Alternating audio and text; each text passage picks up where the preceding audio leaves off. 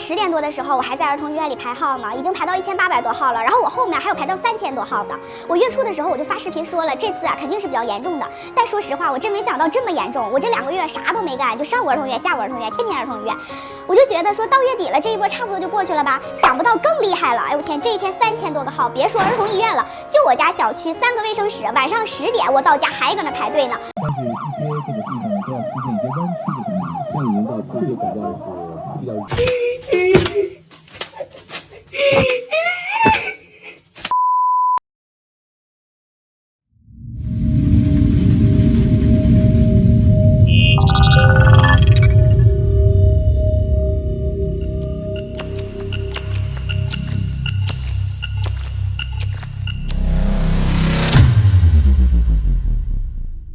中国医院小儿科人满为患，大排长龙，家长带着染病的小孩上门求诊，医疗量能濒临崩溃，医护人员、家长全忙到人仰马翻。之前是发烧、咳嗽，是什么感染？支原体感染。中国境内再次爆发疫情，这是中国当局宣称流行的是所谓的支原体肺炎感染，也就是台湾所称的梅将军肺炎，主要的感染对象是儿童。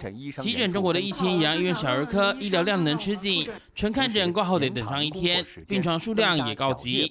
也调整好了2个院区的医疗资源，使我们的能用的病床能用尽用。就连前中国官媒《环球时报》总编辑胡锡进也表示，自己的孙女发烧到40.6度，呼吁大家做好防范，却被中国网友很酸，说他去年中国新冠还没退烧之际，就大张旗鼓推动开放，今年却因为孙女中标，要大家注意防范，立场明显不一致。原来儿童和年轻人因为没有对梅将军的免疫力，所以才会造成大流行。加上之前疫情大爆发，大家都戴着口罩，尽管减少呼吸系统的病症感染，但也让许多人少了对病毒免疫的机会，才会造成大流行。甚至住院的小朋友多到得在医院集体吊点滴写作业。而且中国目前不光梅将军肺炎肆虐 ，A 型流感新冠疫情也仍然在流行。中国民众想要确实因应病毒病菌的来袭，恐怕不太容易。天津医院保全手拿旗子带领后面病童跟家长，网友嘲讽现在走过来的是支原体方阵，也就是梅将军感染患者。中国呼吸道疫情大爆发下，保全宛如导游，医院变另类露营地。露营车成为了患儿的输液神器，可以随地的移动，来避免扎堆儿。孩子呢躺着也舒服，家长呢也不会太累。还有晒衣杆、自拍棒，甚至行李箱都派上用场。中国多种病原体混合流行，疫情持续失控，包括沈阳、长春、北京儿童医院都爆满。辽宁省一间小学上课期间，教室更直接少了1半的学生。还有高校老师怀疑，疫情3年来没有消失过。我们单位10月17、18、19连着3天去世了3个人，都是男士。去医院突然就昏迷，就心梗，没有啥基础病啊。到底是什么引起心梗？不会告诉你。死亡病例现在才曝光，传出地方政府先封口媒体。北京的各大外媒啊，这也是又收到通知了，不允许采访。然后现在国内媒体对这种事情是一律不允许做加州报道。家丑不可外扬，中共当局企图盖牌，但地方政府说溜了嘴。像天津市当局10月底表示，疫情最高峰，日门急诊量达到1.1万人次，北京还有医院的急诊得等上24小时。现在疫情也蔓延到中国南方。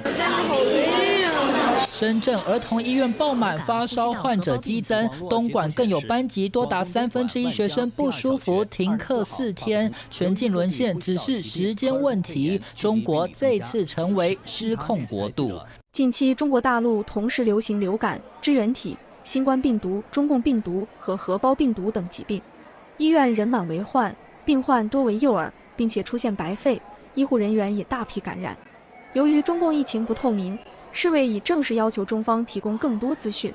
专家怀疑，这多种病毒肆虐其实与新冠疫情持续有关，中共仍在隐瞒，民众要学会自救。病毒名轮流刷屏，荷包病毒上热搜无疫苗和特效药，支原体肺炎、新冠、甲流、乙流。这个秋冬季，网络热搜被各种病毒名字轮流刷屏。11月22日，荷包病毒冲上微博热搜第1。路媒极目新闻23日报道，北京市疾控中心副主任、流行病学首席专家王全义介绍，在北京，目前肺炎支原体以非儿科就诊首因，前3位是流感、腺病毒、呼吸道荷包病毒，而荷包病毒上升到第3位。都晚上8点多了啊！我说这时候专家也不出来了，这孩子们反复正咳嗽，一点特效药都没有，好了之后还发烧，回家吃几天药，接着发烧，来回这么挂。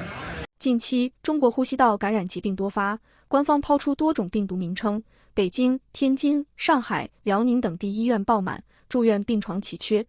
一名医护人员透露，现在的情形和疫情刚刚放开的时候一样。北京同医院门诊大厅21日挤满了取药、缴费的患儿家长。就诊资讯提示牌显示，21日上午内科综合门诊候诊人数已满，急诊内科还有628人候诊。X 平台截图显示，有候诊家长晒出在儿童医院急诊排到2300多号，家长说当日下午4时许只看诊到800多号。不少家长深陷白费焦虑，许多病必须洗肺。据路媒报道，安徽省儿童医院儿童呼吸科主治医师王艳表示，所谓洗肺就是透过纤维支气管镜进行灌洗，以保持呼吸道通畅。以前平均每天只做10例左右，近期平均每天要做50多例，最高峰一天做了67例。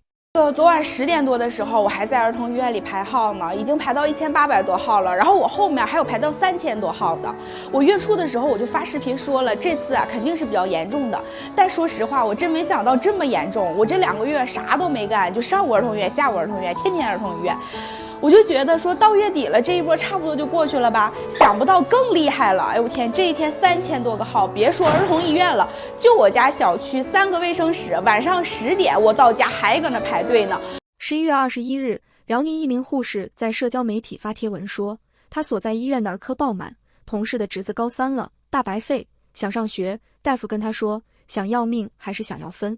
孩子住院20多天了，还没好。那位护士所在科室共有12人，9人发烧。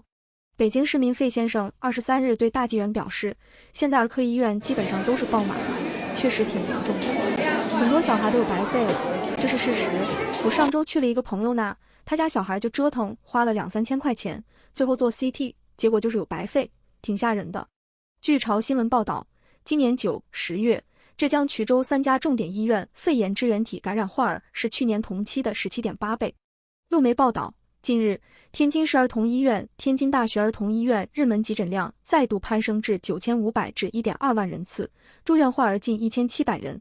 11月至今，上海交通大学医学院附属仁济医院儿科门诊量超过8000人次，与去年同期相比增长175%。11假期后，清华大学附属北京清华长庚医院儿科门急诊量较2022年同期增长62%。较2023年上半年增长72%。辽宁沈阳北部战区总医院11月22日发文称，连日来儿科门诊爆满，每日接诊量已达到900余人次，每天都是满床的状态，医护人员24小时处于满负荷运转状态。路媒21日报道，有的医院大厅取药转圈排队，座位上好多输液的小孩。有家属表示，他的孩子想住院，但是一床难求，已排到5天以后，只能先换家能在门诊打针的医院治疗。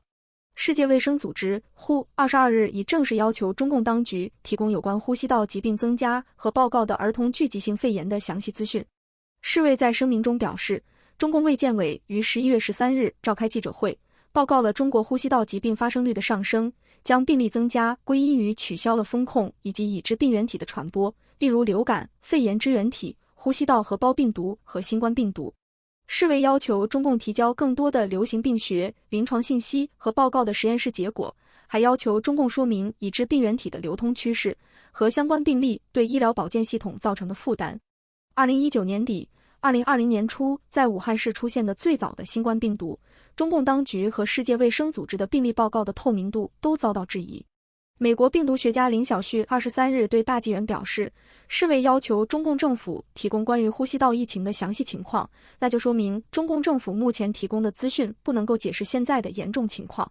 但是一些这个地方都要出现一些弯曲的东西，像人到这个比较是比